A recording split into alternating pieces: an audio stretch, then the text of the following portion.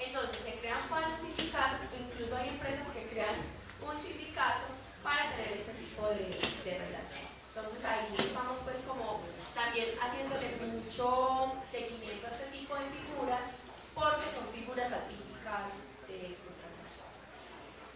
Sigamos por favor.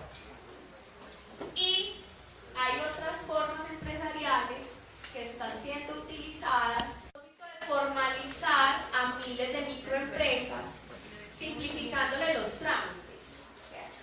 Haciendo que estas personas tuvieran más simplificación de sus procedimientos administrativos y legales para registrar, dirigir o disolver una empresa.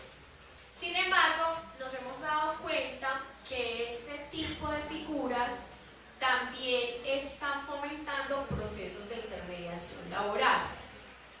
El problema es que los trabajadores de las SAS son definidos como socios y luego son subcontratados con otras firmas beneficiarias de esta labor. Cuando uno mira las estadísticas, bueno, un asunto aquí que hay que tener en cuenta. Infortunadamente, el número de SAS que hay en el país no es posible saber. Por más que hagamos derechos de petición, por más que busquemos, no hemos podido encontrar cuántas SAS hay en el país que hagan intermediación laboral. Porque si uno va a cámaras de comercio, efectivamente uno encuentra cuántas SAS hay. Lo que no sabe es cuántas de esas hacen intermediación, ¿cierto?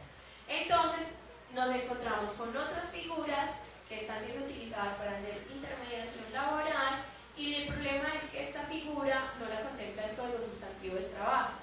Entonces no hay forma de tener como un seguimiento por parte del Ministerio para mirar el comportamiento que tienen en cuanto a cómo subcontratan o cómo tratan a los trabajadores. Entonces también es importante que tengamos en cuenta este tipo de figuras. Entonces ya vamos con ¿cuántas figuras? 4, las que son legales, empresas de servicios temporales, cooperativas de trabajo asociado, contratos sindicales y sociedades por acciones simplificadas.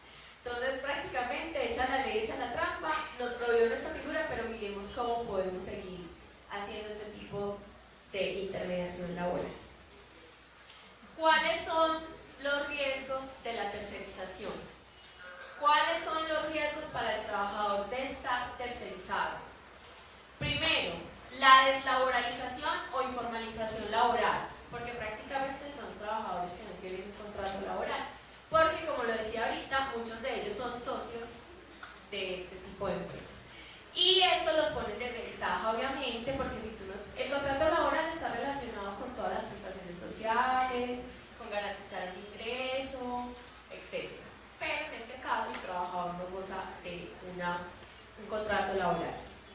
Bajos ingresos, efectivamente, porque yo no sé si ustedes acá tienen dentro de sus empresas trabajadores tercerizados y ganan diferente, tienen diferentes salarios, es más, pueden hasta hacer la misma actividad, pero tienen diferentes salarios. Y nos hemos encontrado que en promedio tienen 19% menos de salario o de ingresos de lo que tendría un trabajador directo. Además que este tipo de trabajadores, si en una empresa de negociación colectiva prácticamente no tienen cobertura de la Convención Colectiva de Trabajo, o sea, no tienen cobertura de los beneficios económicos que tiene la Convención Colectiva de Trabajo, etc. Entonces tenemos que son trabajadores que se encuentran con bajos ingresos. La protección social. ¿Por qué? Volvemos a lo mismo. El contrato laboral está relacionado con todas las prestaciones sociales. Entonces yo voy a estar con salud, pensión, riesgos laborales, servicios complementarios, etc. Los trabajadores tercerizados, a veces, algunos, ya porque hay más control, por ejemplo, para los de la CTA que les tienen que pagar salud, pensión y riesgos, pero hay trabajadores que no cuentan con esta protección. Y ahí es donde radica el tema de la alta informalidad laboral que hay en el país. Recuerdan que les hablaba que solo 36% cuentan con cesantías. Ese es otro riesgo. Cuarto, la discriminación laboral. Yo he hecho estudios en empresas donde el punto de discriminación es tal que los tercerizados llevan coca y los directos tienen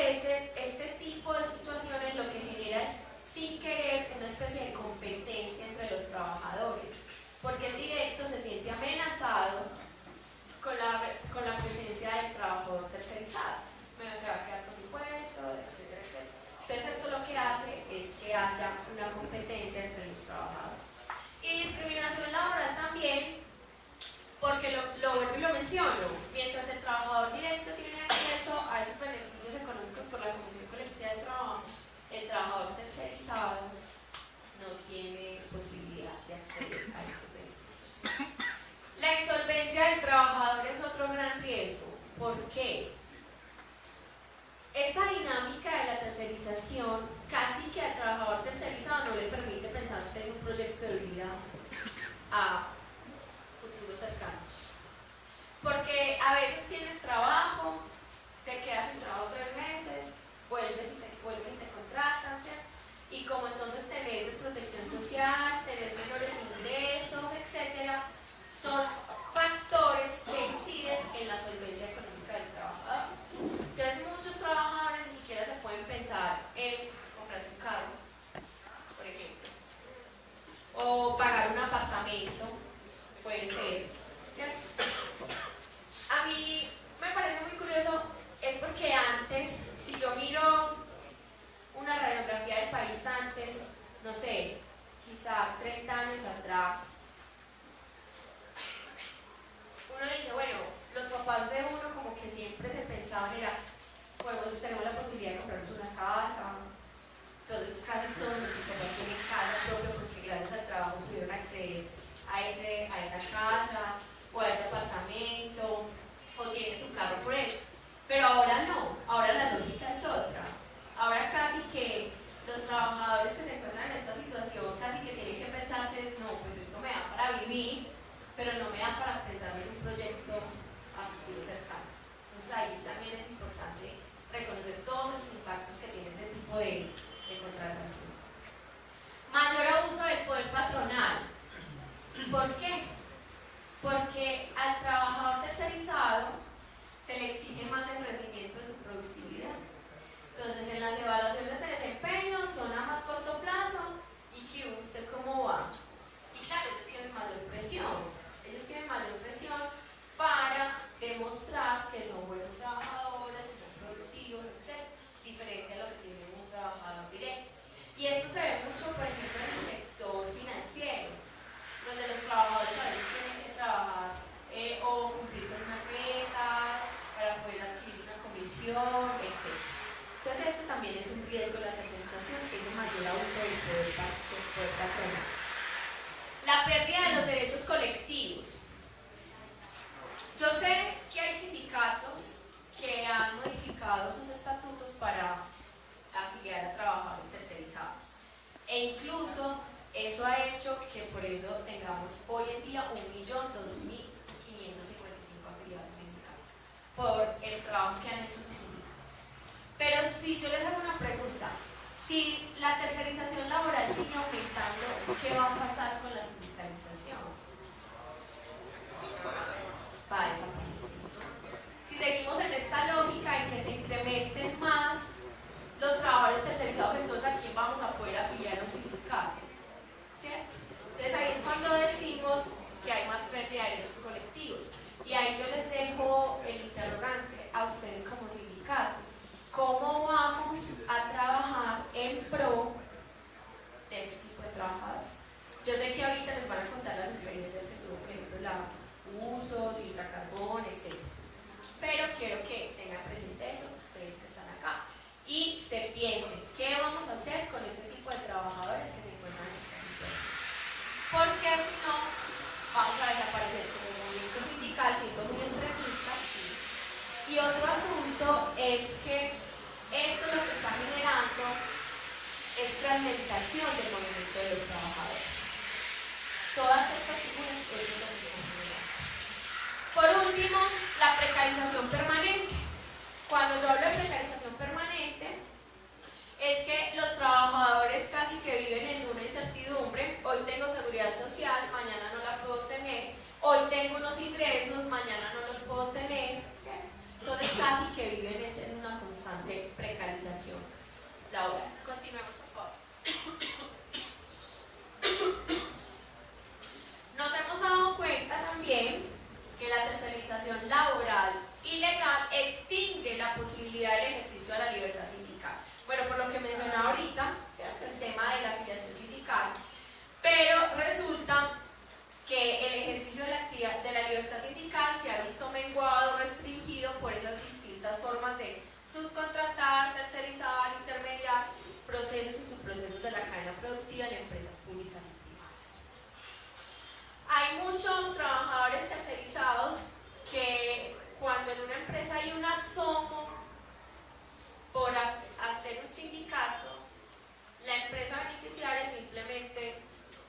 tercerizada, no voy más con usted, y se despide, chao. ¿Qué pasa con esos trabajadores? Y eso pasa con la tercerización laboral. Restringe o extingue casi el ejercicio de la libertad sindical, en este caso la libertad de asociación, de negociación colectiva y el derecho a la huelga. Entonces son compañeros, son trabajadores, pero esta modalidad lo que están haciendo es que prácticamente no puedan ejercer los derechos fundamentales de la huelga. Debido a esta situación, las centrales sindicales se vieron en la necesidad de implementar querellas ante el Ministerio del Trabajo por intermediación laboral ilegal en el país.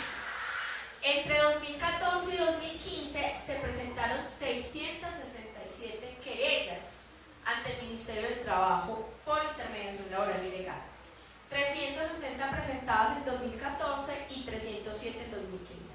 Esos son datos del Ministerio del Trabajo. Ellos nos pasaron algunos datos por derecho de ejecución. Sin embargo, lo más desconcertante de esto es que, bueno, señor Ministerio, le estamos mostrando la problemática que hay en el país con pruebas, con instrumentos, etcétera, pero solo hay 134 querellas que tienen una decisión en firme. De estas decisiones finales, solo se registraron sanciones en 2 casos en 2014 y 0 en 2015. O sea que al momento seguimos a la espera de mirar qué va a pasar con esas otras querellas que se presentaron. Entonces, si tenemos un Ministerio del Trabajo tan débil, ¿cierto?, para dar respuesta a estas problemáticas, nosotros qué más vamos a hacer para exigirles al Ministerio del Trabajo mayor efectividad, ¿cierto? Y yo creo que acá nosotros como movimiento sindical nos podemos pegar un poco, pero lo voy a hablar más adelante, de los acuerdos internacionales que tiene Colombia con el MOB. Sigamos, por favor. En toda esta problemática, porque es que el Ministerio del Trabajo conoce y sabe y reconoce que el tate quieto que se les puso a la CTA no han sido efectivos para extinguir o para eliminar, erradicar todas esas otras formas atípicas de contratación que se están dando, se crearon los acuerdos de formalización laboral. Los acuerdos de formalización laboral es contemplado como una estrategia política para disuadir la continuación de prácticas ilegales de intermediación laboral. Estos buscan cambiar esa cultura empresarial y ofrecer nuevas alternativas más allá de las sanciones monetarias. Porque a veces ponen sanciones a las empresas, pero esas sanciones son tan irrisorias que la empresa simplemente las paga y sigue en la misma lógica, ¿cierto? Es el caso, por ejemplo, de Claro. Claro tuvo varios problemas y puras sanciones, pero las sanciones eran pues como quitarle el pelo al gato más o menos, porque no eran representativas para la empresa, pero podía seguir haciendo la misma intervención. El problema con los acuerdos de formalización laboral es que no han tenido el impacto que se ha esperado. Es más, el impacto ha sido marginal.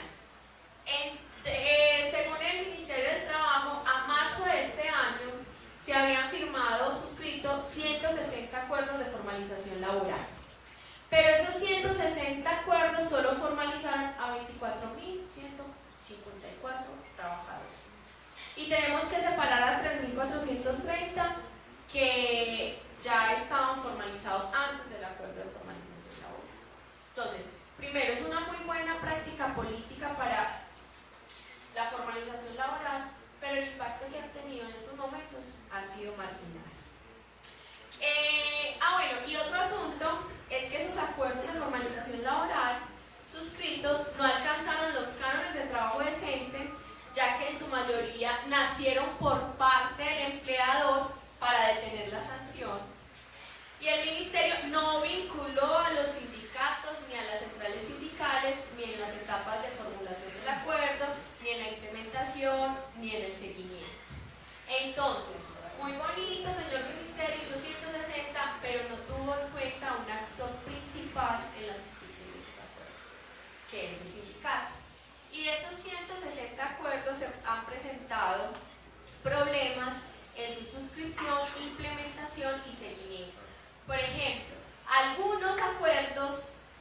la participación del sindicato fue irrisoria. En otros acuerdos no se tiene claro las fechas en las que se le va a hacer seguimiento a cómo va el acuerdo. En otros acuerdos no se tiene claro qué tipo de contratación va a tener el trabajador luego de firmado el acuerdo. Entonces, sí, una práctica muy bonita políticamente que efectivamente debemos potencializar, ¿sí?, hacia la formalización laboral, pero no pueden seguir permitiéndose esas irregularidades en el caso o en la firma de los acuerdos. Sigamos, por favor. Todos estos problemas de intermediación laboral, tercerización laboral, etcétera, recaen en dos aspectos fundamentales en el marco o en el mundo laboral de Colombia. Primero, es que la informalidad laboral se ve muy poco. Mientras que en 2011 estábamos hablando de que de cada 100 ocupados, 66 estaban en la informalidad laboral, en 2015 eran 64. Pues 2 puntos porcentuales en más de 5 años no es un impacto muy positivo. Cuando yo hablo de informalidad laboral, estoy hablando de la informalidad por el acceso a la seguridad social integral. Porque también nos han hablado, ustedes me dirán, pero venga, el DANE habla de que la informalidad está como alrededor del 48%. Sí, porque el DANE la mide para 23 ciudades y lo que mide es la informalidad por tamaño de empresa. Es decir, una empresa de hasta 5 trabajadores, incluyendo el patrón empleador en todas las sucursales. Es decir, más que todo se trata de la informalidad de los requisitos empresariales, más que la informalidad laboral del trabajador. ¿Sí? O sea, yo puedo tener un trabajador formal en una empresa informal, pero informal es por los requisitos empresariales que tienen que tener. Pero nosotros como ENS medimos en la informalidad por el acceso a la seguridad social, que es una informalidad por el acceso a derechos sociales. Y nos da que el 64% de los ocupados en el país, estamos hablando de 14 millones de trabajadores, están en la informalidad laboral. Seguimos, por favor. Y otro asunto que nos preocupa muchísimo más es el que tiene que ver con la práctica sistémica que se está presentando de relaciones laborales ilegales. ¿Qué son relaciones laborales ilegales? Es que un trabajador le prestaba un servicio a un empleador, pero este no le garantizaba ni protección social ni contrato de trabajo. Esta es una práctica de relación laboral ilegal. Y lo más sorprendente es que durante 5 años ha permanecido casi que invariable la proporción de trabajadores en esta situación. De esos 22.017.000 ocupados que había en Colombia en el 2015, 3.800.000 estaban bajo esta práctica. Entonces se nos sigue oscureciendo el panorama del mundo laboral colombiano. Estamos hablando que en 5 años se incrementó en 351.680 personas de las que había en 2011 en prácticas de relaciones laborales ilegales. Seguimos, por favor. El gran reto que tenemos, la promoción de la formalización laboral. Y nosotros deberíamos pegarnos de todos los acuerdos que ha firmado Colombia con entes internacionales. Yo me imagino que todos ustedes conocen el Plan de Acción Laboral Obama Santos, ¿cierto? El Plan de Acción Laboral Obama Santos le dice varias cosas al gobierno colombiano. Le dice: haga vinculación directa de trabajadores, prohíba estas figuras de tercerización laboral ilegal, implemente un régimen para prevenir el uso indebido de las agencias de empleo temporal, formalice a los trabajadores de 5 sectores priorizados. ¿Cuáles son? ¿Los conocen? Palma, minería, ayúdenme, caña de azúcar, ¿cuál? Flores, palma, puertos y minería. Exacto. Esos son los 5 sectores priorizados que le dice el PAN al gobierno colombiano para que formalice cuando uno va y mira esos sectores, casi que ve que durante estos 5 años de firmados del PAN, el impacto que han tenido sobre esos trabajadores ha sido marginal, ¿cierto? En algunos de esos sectores. Pero entonces, listo, a ver, exijámosle al Ministerio del Trabajo que tiene que cumplir unos acuerdos que generó con Obama para poder hacer el TLC, además. Entonces, nos pegamos de transacción laboral. La hoja de ruta en derechos humanos y laborales con la Unión Europea, la resolución 2628-2012, le recomienda al gobierno colombiano elimine las cooperativas de trabajo social. Los acuerdos de cooperación laboral entre Canadá y Colombia le dice al gobierno colombiano iniciar de manera oportuna procedimientos para procurar sanciones o soluciones adecuadas en el caso de la violación de la legislación laboral. Sigamos por favor. Y la OCDE le recomienda al gobierno colombiano varias cosas. Primero, el gobierno colombiano debería prohibir tan pronto como sea posible la utilización de toda clase de contrato civil para establecer una relación laboral y obligar a las empresas a formalizar a los empleados que trabajen con un contrato de esa índole, mediante el uso de contratos ordinarios de empleo que garanticen el acceso a todos los derechos laborales básicos. También le dice, ojo gobierno, revise los diferentes contratos atípicos del mercado laboral para evitar abusos y promover la formalización.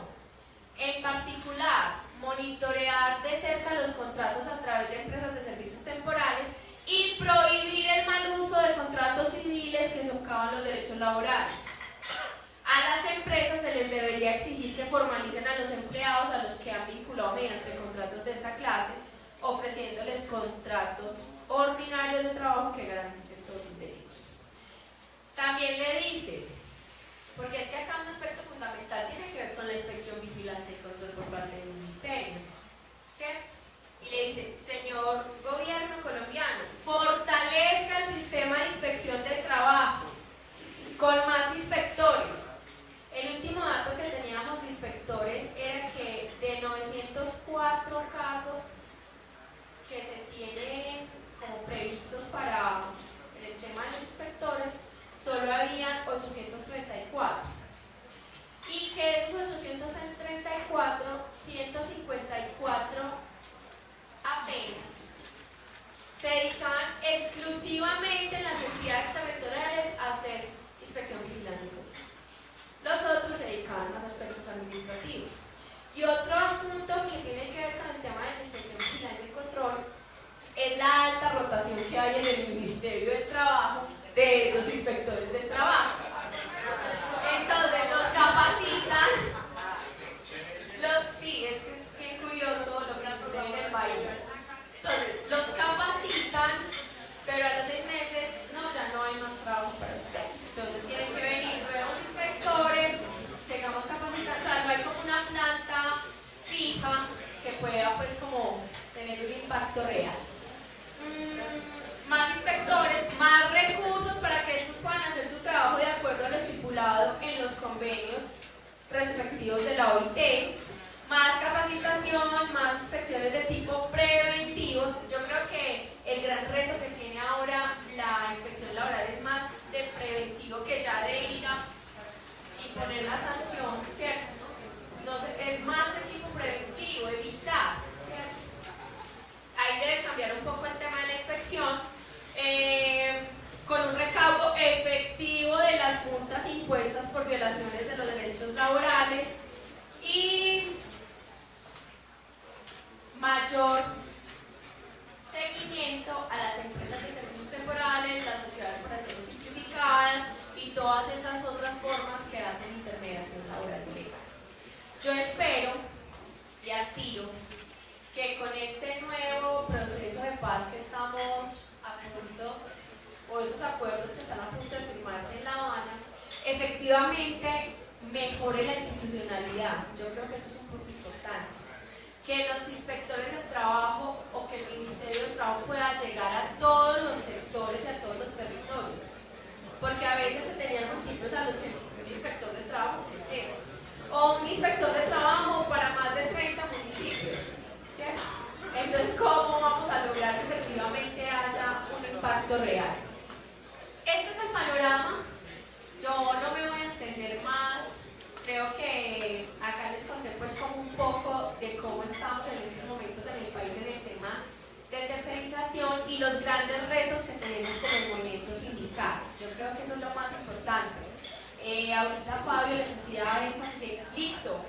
¿Y de aquí qué va a salir? ¿De aquí qué va a salir? Nos vamos a quedar en qué. ¿Cuáles son nuestros compromisos como movimiento sindical para acabar con este tipo de modalidades atípicas de contratación? Muchas gracias.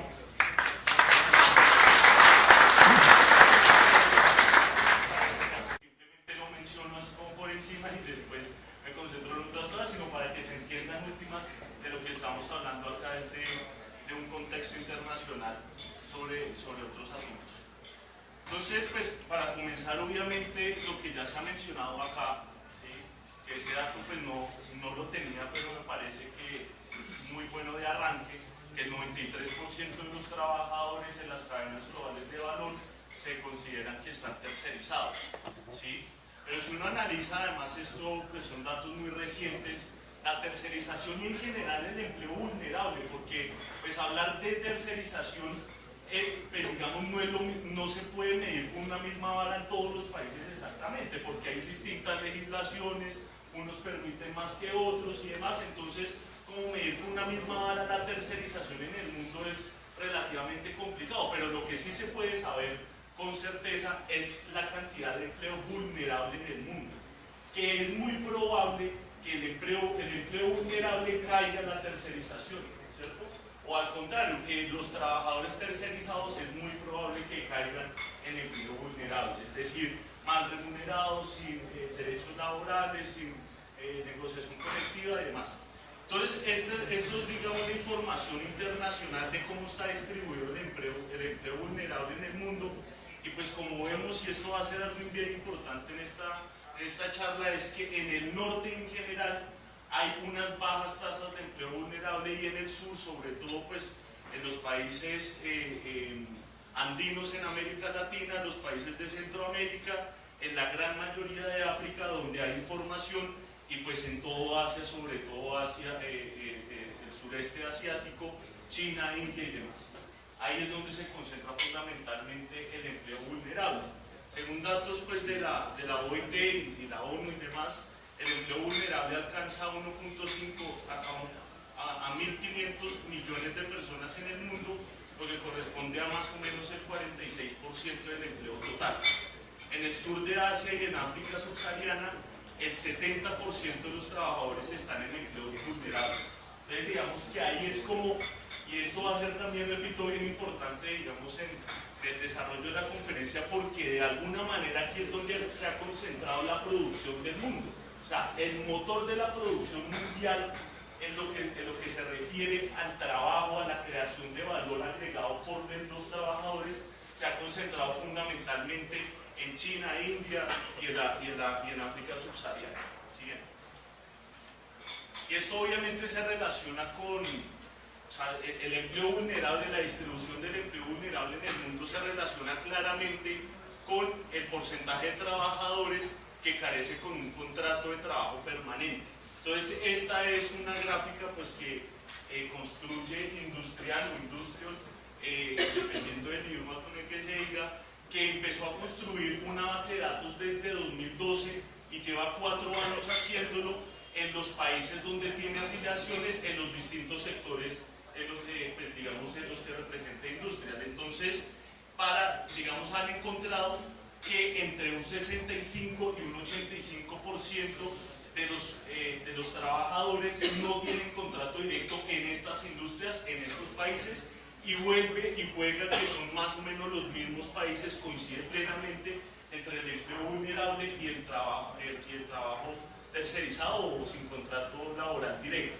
Entonces, eso es básicamente lo que plantean ahí las conclusiones, y como también se dijo acá, tiene una relación muy estrecha con la expansión de las transnacionales en todo el mundo, ¿cierto? Que por supuesto eso también está muy relacionado con la deslocalización de la producción, es decir, que ya no se produce, por ejemplo, en los países desarrollados industrialmente, por ejemplo en Estados Unidos o en Inglaterra, sino que trasladan esas industrias a países subdesarrollados donde la mano de obra tiene un costo inferior, y por eso, digamos, ha generado también esta expansión de las transnacionales basadas en las cadenas globales de valor, como ya se ha mencionado acá. Pero ¿cuál es el fondo ¿Cuál es la causa estructural de la tercerización? ¿O por qué se está expandiendo en el mundo de la manera que se está expandiendo? ¿Por qué las transnacionales como estrategia corporativa tienen la tercerización laboral? ¿Cuál es la razón de fondo, económicamente hablando? Que tiene que ver con lo siguiente. Ustedes aquí están viendo que la productividad laboral, es decir, la riqueza generada, el valor agregado de los trabajadores, ¿sí?, por el número de trabajadores totales, es superior o ha venido creciendo más de las remuneraciones a los trabajadores, es decir, los salarios, ¿sí? Efectivamente hay una brecha que cada vez se hace más grande entre la productividad laboral, es decir, el valor agregado que producen los trabajadores, y los salarios, o el índice de salario real, o las remuneraciones que se le hacen a los trabajadores. Bueno, ¿esto por qué se da? ¿Por qué se empezó a dar esto en el mundo? Incluso esto es desde antes, esto simplemente es un índice que pone para comparar las dos variables desde 1999. Pero hay otras gráficas, otra información que demuestra que desde 1973 prácticamente estas dos variables venían creciendo de la misma manera, pero desde 1973 se abren y la productividad empieza a crecer muchísimo más que los salarios. Bueno, ¿por qué está pasando esto? Y esto tiene que ver con la globalización, con los tratados de libre comercio, con el neoliberalismo y en general con la estructura económica de los países y del mundo en general. Entonces, ¿cuál es la razón? Va a explicar, obviamente esto requiere un poco de análisis teórico, pero pues es igual sencillo entenderlo.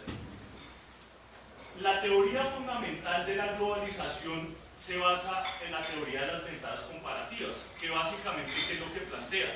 Los países se tienen que especializar, ¿cierto?, donde tengan una mejor competitividad que en el resto del mundo. Entonces, ustedes saben, los países desarrollados se tienen que especializar en sectores de alta tecnología, mientras los países subdesarrollados como Colombia se tienen que especializar en minería, servicios, comercio y otros sectores, ¿cierto?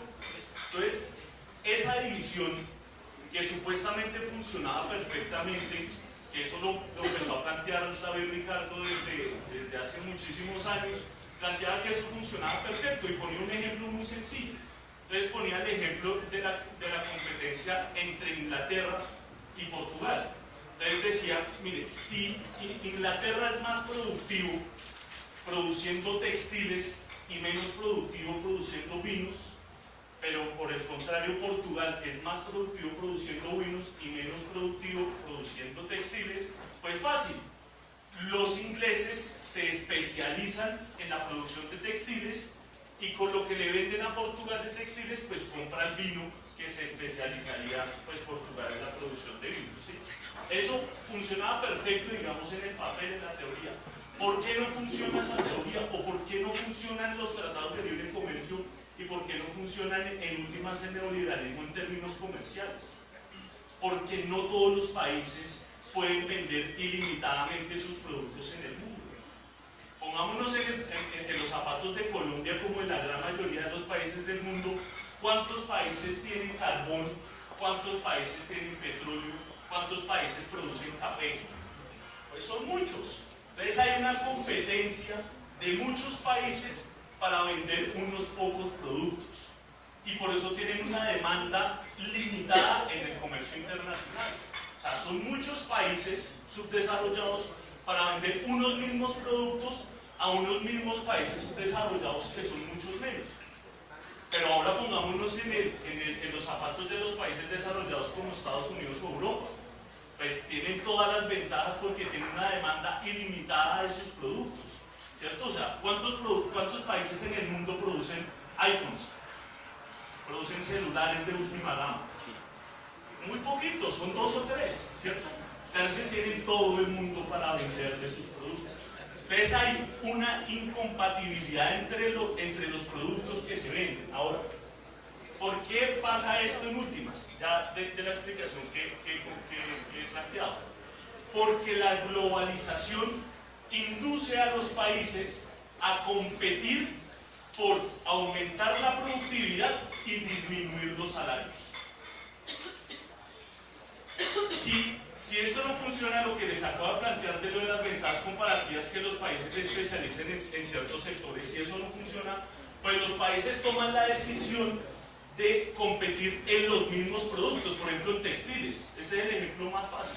Por ejemplo, todos los países se ponen a competir en textiles, por eso muchos países producen textiles, ¿cierto? Pero ¿cuál es el problema? Usted tiene solo dos opciones para ser más competitivo en el comercio internacional.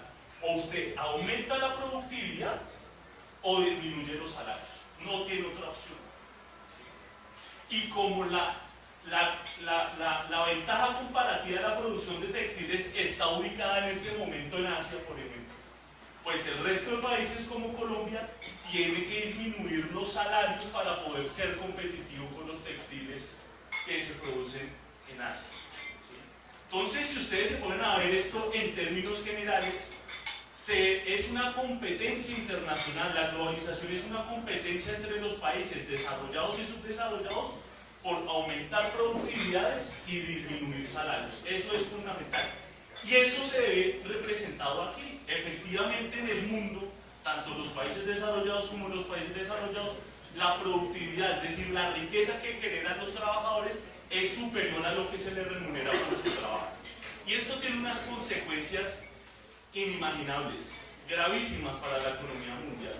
Yo me atrevería a decir que esta es la causa fundamental de la crisis que hay en el mundo desde el 2008, que comenzó la debacle, y en este momento que no se ha podido recuperar ni Europa ni Rusia. China se empezó a desacelerar, Estados Unidos no ha podido salir de la crisis, entre otras cosas. Entonces, eso es básicamente la razón de por qué esto viene sucediendo así. Pero eso tiene unas consecuencias. Bueno, síguelo ahí y explico esto una vez. Otro ejemplo para que quede más claro la situación. Esto de la diferencia entre la productividad y los salarios, que valga decirlo ahí también para que quede claro, disminuir los salarios la tercerización es una forma de reducir los salarios, de abaratar la mano de obra, como se ha planteado acá en las distintas formas que hay. Pero en última, lo que se busca es reducir el costo laboral. Entonces, un ejemplo muy interesante de esto es Europa, ¿sí? Y que mucho tiene que ver esto, lo del Brexit y todo lo que ha venido pasando últimamente. Pero bueno, ustedes saben cuál es la razón de fondo, y en esto se ha dicho un montón de cosas, muchas falsas por supuesto, pero cuál es la razón de fondo por las cuales España, Portugal, Italia entraron en una crisis. ¿Cuál es la razón fundamental? Tiene que ver con esto. Ustedes están en Europa y quitan las fronteras tanto monetarias, comerciales y demás, ponen un mismo patrón moneda, etcétera, etcétera, y todos los países empiezan a competir supuestamente en las mismas condiciones. Pero supongamos que están en las mismas condiciones en cuanto a productividad de los mismos productos. Alemania tuvo un incremento de la productividad por encima del resto de los países. O sea, producía mejor los productos que el resto de los países de Europa, pero no aumentó los salarios en la misma proporción. Es decir, la productividad de Alemania ha venido creciendo por encima de los salarios. Y eso generó, en últimas, que los ingresos de Alemania sean superiores a sus gastos. O sea, hay un exceso de ahorro. Los capitalistas alemanes, las transnacionales alemanas, empezaron a tener un exceso de ahorro, ¿cierto? Porque sus trabajadores producían más de lo que ellos le remuneraban a sus trabajadores, ¿sí? Entonces eso genera un desequilibrio mundial, porque como ya lo dije, los países compiten por aumentar productividades y disminuir salarios. Entonces esto genera un desequilibrio mundial. Fíjense en esto. Hay unos países que logran hacerlo y hay otros países que no logran hacerlo, ¿sí? Entonces los países que logran hacerlo, y esto es lo que tiene también a Colombia en camino hacia su peor crisis económica, es que hay unos países que logran tener unos superávit en cuenta corriente, que ya lo voy a explicar, y hay otros países que tienen un déficit en cuenta corriente. Y es que es así, porque es que lo que es un superávit para un país tiene que ser necesariamente un déficit para otro, porque cuando usted exporta, yo soy un país y usted es otro país, lo que yo le vendo usted lo está importando, ¿cierto? Las exportaciones de unos son importaciones del otro, ¿cierto? Entonces, por eso es que esta situación es tan compleja. Entonces, fíjense en esta cosa.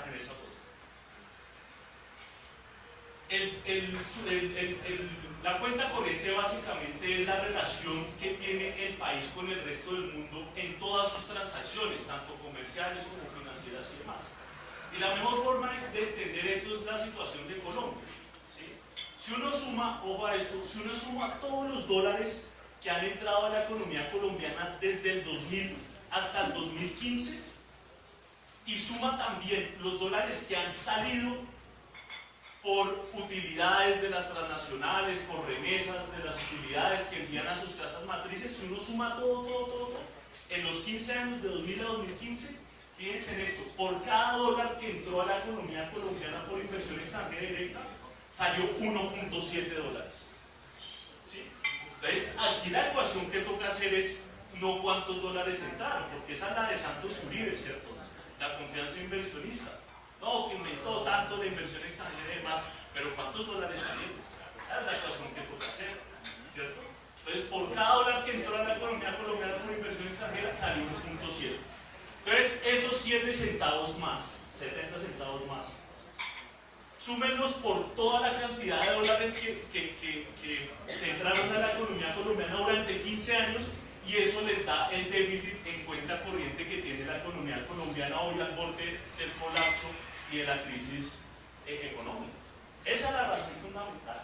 Bueno, esto pasa en todos los países del mundo. Hay unos países que logran poner la productividad laboral por encima de los salarios y hay otros que no lo pueden hacer. Los que lo logran hacer mejor tienen superávit en cuenta corriente y los países que no tienen déficit en cuenta corriente. Entonces, en el ejemplo que les plantea de Europa es muy sencillo. Alemania tiene un superávit de cuenta corriente y los países que entraron en crisis tienen un déficit de cuenta corriente, ¿cierto? Eso es una cuestión que se nota aquí con claridad. Entonces, miren, los países desarrollados, su balance en cuenta corriente con respecto al Producto Interno Bruto. Entonces, llegaron, o sea, en 1990 tenían menos 0.6% y en el 2008 llegaron a menos 1.8%. O sea, en plena crisis, los países desarrollados, Estados Unidos fundamentalmente, tenía un hueco en sus cuentas externas gigantesco. En últimas, y eso es lo que vamos a ver ahorita más adelante, la reducción de ese déficit de cuenta corriente de Estados Unidos se hace a costa del resto del mundo. O sea, la recuperación económica de Estados Unidos se hace a costa de meter al resto de países en crisis. ¿Sí? Porque, repitamos, lo que son de superávit para unos son déficit para otros. Y si Estados Unidos disminuye su déficit, pues eso quiere decir que hay otros que tienen que aumentarlo más. Entonces, fíjense en Estados Unidos cómo fue, pasó de menos 1.3, después menos 4.7 y la reducción después de la política económica para su recuperación, menos 2.2. Los países desarrollados de Europa, la misma cosa, menos 0.4, después menos 0.8, después 2.1. Fíjense lo de Alemania y Grecia, que es lo que acabo de explicar y aquí queda supremamente evidente la cosa. Superávit de cuenta corriente de Alemania, 2.6%, 5.6% y después 7.5%. O sea, ellos están creciendo, desarrollándose a costa de, por supuesto, sus trabajadores, pero también de los trabajadores del mundo, porque logran poner la productividad de sus transnacionales y sus empresas por encima de la remuneración de los trabajadores. Pero en sentido contrario, ¿qué le pasa a Grecia? Que fue uno de los países que peor sufrió la crisis económica. Le pasa lo contrario, menos 3.6, menos 14.5%. Ahí fue el inicio de la crisis que en el 2011 la llevó a la peor situación económica de Grecia, y ya después de estas políticas de austeridad y demás, o sea, básicamente los recortes los hicieron es a partir de la reducción de empleos, de la reducción de salarios, la reducción de pensiones de los trabajadores griegos, que ustedes eso lo conocen muy bien, y pues no les permitió equilibrar un poco su situación. Lo mismo ocurre pues en el resto del mundo. Entonces en África también hay un déficit de cuenta corriente. Colombia, esto está en menos 5.1, hoy ya está en 7%, menos 7% déficit de cuenta corriente, y pues se puede ver que esto en general pasa en el mundo. China, por supuesto, pues tiene un superávit de cuenta corriente. Entonces, para resumir hasta acá, esto es la causa fundamental del desequilibrio en el mundo. Que los países compitan en la globalización por aumentar productividades y disminuir salarios genera un desequilibrio mundial, porque hay unos países que tienen un exceso de ahorro, es decir, tienen un superávit de cuenta corriente, y hay unos países que tienen una escasez de ahorro como Colombia, y la mayoría de los países subdesarrollados, es decir, tienen un déficit de cuenta corriente. Eso es, digamos, como la explicación más gruesa, más amplia que uno podría dar de la situación económica que pasa en el mundo, y por supuesto, la tercerización tiene que ver con esto. Porque es la estrategia que utilizan los países para disminuir salarios. ¿Sí? Siguiente. Bueno, ¿cuál es la otra consecuencia estructural de esto? Que esto tiene que ver básicamente con la desigualdad en el mundo. Si uno se pone a ver la participación del trabajo, de la remuneración a los trabajadores sobre el Producto Interno Bruto, es decir, sobre toda la riqueza que se genera en un país, ¿sí? Pues uno se da cuenta que si los trabajadores producen más de lo que se les paga en el mundo, pues lo que sucede al final es que la participación, la contribución de lo que se le da a los trabajadores sobre el Producto Interno Bruto, pues va declinando, ¿cierto? Pues es básicamente que el Producto Interno Bruto, el crecimiento de los países, crece mucho más de lo que se les paga a sus trabajadores. Entonces fíjense que evidentemente desde 1960 ha venido perdiendo participación el trabajo dentro del Producto Interno Bruto. Y esto, como ya les he planteado, tiene unas consecuencias gravísimas en la desigualdad del mundo. O sea, ustedes ya saben lo que se ha dicho de Thomas Piketty, este francés que escribió el libro de Capital del siglo XXI, y otros textos que se han sacado de la Oxfam y demás, que el 1% tiene la mitad de la riqueza mundial, etcétera, etcétera. Pues la razón fundamental, repito, tiene que ver con que la productividad crece por encima de los salarios. Entonces, fíjense ya, el desequilibrio mundial y además la causa fundamental de la desigualdad tiene que ver algo que está asociado con la tercerización laboral. Siguiente. Bueno, todo esto venía medio funcionando bien, o sea, el desequilibrio, que es inestable, venía aguantándose más o menos en el contexto internacional, pues así duramos 40 años, o sea, del 70 hasta el 2008 que quebró todo esto. Pero ¿por qué quebró el sistema? ¿Por qué hizo crack el modelo pues, neoliberal en el mundo? ¿Sí? Y sin entrar en detalles que tienen que ver con otras cosas que también son ciertas, es decir, las burbujas hipotecarias en Estados Unidos, la especulación financiera, etcétera, etcétera, pero hay unas razones de fondo estructurales que son inherentes al sistema capitalista. ¿Sí? Entonces, fíjense, todo venía funcionando relativamente bien hasta que, y como ya lo había planteado antes, la fábrica del mundo, el motor de crecimiento del mundo, que permitía que estos desequilibrios no colapsaran, era China. Pues imagínense esta cosa, o sea, ¿cuántos trabajadores en China, cuántos trabajadores aportó China a la producción mundial desde 1990 hasta ahorita? O sea, cuando entraron a la globalización los chinos empezaron a competir en forma, pues ¿cuántos trabajadores pusieron a competir en el mundo que no existían antes? Pues por eso es que más o menos se mantenía, ese desequilibrio mundial se mantenía más o menos estable. Pero ¿cuál es el problema? Ah, bueno, incluso hay datos, ¿no? O sea, solo en la industria manufacturera entraron nuevos trabajadores a la industria manufacturera, 35 millones de trabajadores en China, solo en China, en la industria manufacturera. Entonces, evidentemente, pues esa situación estaba así. Pero ¿cuál es el problema? ¿Y por qué más o menos funcionaba? Entraron unos nuevos trabajadores y además les pagaban pues migajas. 0.81 centavos la hora en 1995. ¿Por qué se quiebra esta estabilidad, esta inestabilidad en el mundo? ¿Por qué se quiebra? ¿Por qué termina siendo crisis? Porque los salarios en China empezaron a aumentar.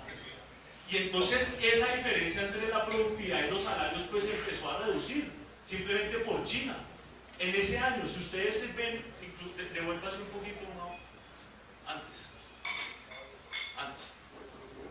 Si ustedes ven acá, este pico tiene que ver con China, o sea, coincide el aumento de los salarios en China con la caída de la productividad en el mundo. Ahora sí, ¿sí? Esto en últimas genera que la plata que se estaban ganando por la producción de los trabajadores de la riqueza mundial, pues simplemente esa empieza a reducir. Y ahí es donde empieza el colapso del 2008 y de esa no hemos podido salir. El mundo no ha podido salir de la crisis del 2008. Pónganse a ver cómo está Estados Unidos, sigue creciendo al 2% o menos. Europa sigue en crisis. España sigue con un desempleo del 20%. China empezó a desacelerarse, venía creciendo a tasas del 12, el 13%. Este año seguramente crecerá menos del 7%. Entonces, esa situación se genera por el aumento de los salarios en China. Y evidentemente, miren el aumento de los salarios desde el 2006 hasta el 2013, el aumento anual de los salarios, miren el mundo sin China y miren el mundo con China. Son casi, en algunos años puede ser el doble. En el 2008, en la crisis, el aumento de los salarios en el mundo aumentó 0.5%, pero en China con China aumentó 1.2%. Es decir, el aumento de los salarios en China empezó a generar complicaciones. Y esto tiene consecuencias mundiales. Porque el capital, y esto es lo que vamos a ver ahorita, el capital tiene que buscar otras fuentes de generación de riqueza que ya no las está encontrando en China y en el sudeste asiático. Entonces tiene que reducir de alguna manera los salarios, ya sea en sus mismos países, en los países desarrollados, o ir en búsqueda de esa diferencial de la productividad y salarios, que en última sirve para recordar algunos términos, es la plusvalía. A ver, ¿a dónde va a buscar plusvalía en el mundo del capital? En Colombia, en otros países asiáticos, en África, en donde puede recomponer y dar, como revivir de alguna manera el capital chino. Entonces, efectivamente, por el tema de la crisis, la productividad del mundo ha disminuido. Miren, Francia pasó la productividad era entre 2001 y 2007 de 1.5, cayó a 0.9. En Alemania cayó muy poco, fíjense. En Reino Unido pasó de 2.2 a 0.3, en China de 9.5 a 7.4, etcétera, etcétera, etcétera. Entonces, de alguna manera, las fuentes de riqueza por el trabajo han venido disminuyendo en el mundo, porque la productividad ha venido cayendo también. Y, siguiente, tiene que ver también, por supuesto, con los salarios. Entonces, los salarios, desde la crisis del 2008 hasta ahorita, pues en Grecia han disminuido 10% en términos reales, en el Reino Unido, en Gran Bretaña han decaído también 10%, en Portugal 3%, etcétera, etcétera. Entonces, aquí hago un paréntesis. Bueno, esto tiene mucho que ver con el Brexit también, ¿cierto? La salida de Inglaterra de la Unión Europea tiene que ver con el descontento de los trabajadores con la globalización, en últimas, porque se les ha disminuido su salario. Entonces, esto es algo ahí también interesante para ver.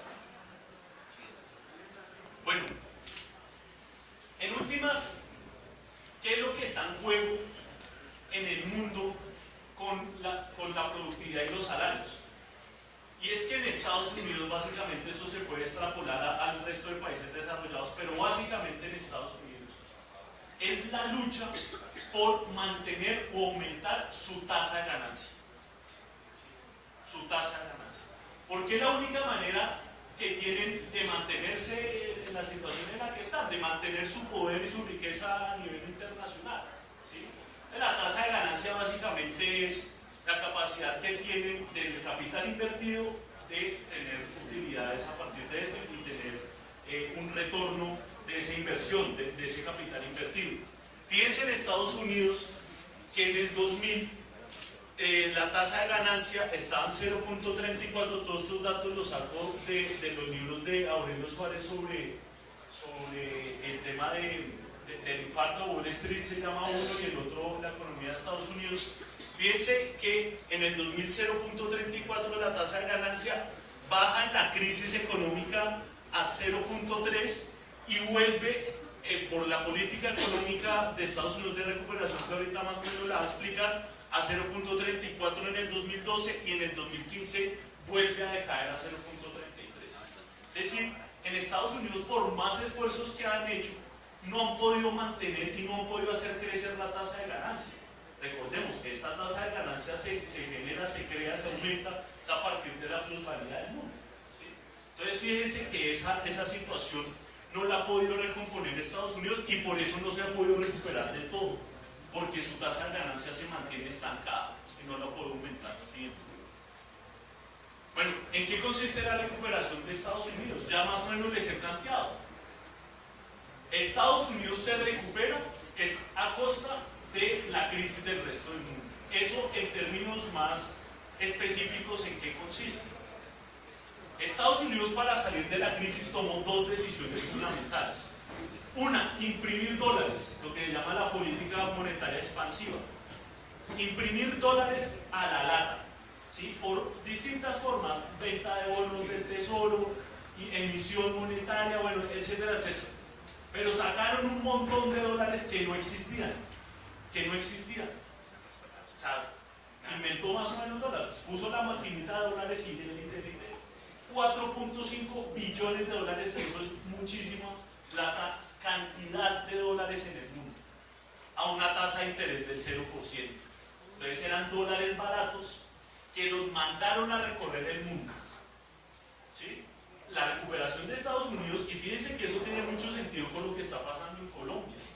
¿Cuánto aumentó, lo que les decía ahorita, cuánto aumentó la inversión extranjera directa en petróleo, en minería, en carbón, en oro y demás en Colombia en los últimos años? De 2000 a 2015 la inversión extranjera directa pasó de 2.000 millones de dólares a 16.000 millones de dólares.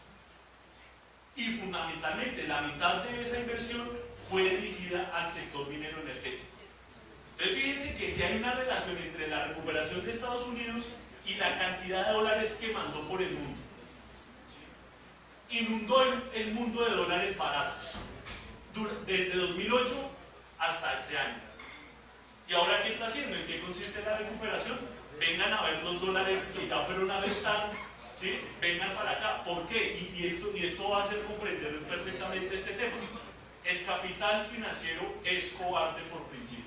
¿Eso qué quiere decir? El capital solo va a donde puede salir. Donde puede obtener altas rentabilidades, ¿cierto? Entra a esos países, genera altas rentabilidades y sale. Y eso es efectivamente lo que está pasando en el mundo. Entonces Estados Unidos invadió el mundo de dólares y ahora los está recuperando, ahora los está devolviendo. ¿Cómo lo hace? Aumentando la tasa de interés. ¿Sí? Aumentando la tasa de interés. Ustedes han visto incluso ayer decidieron que iban a mantener inalterada la tasa de interés en Estados Unidos. Pero obviamente es porque están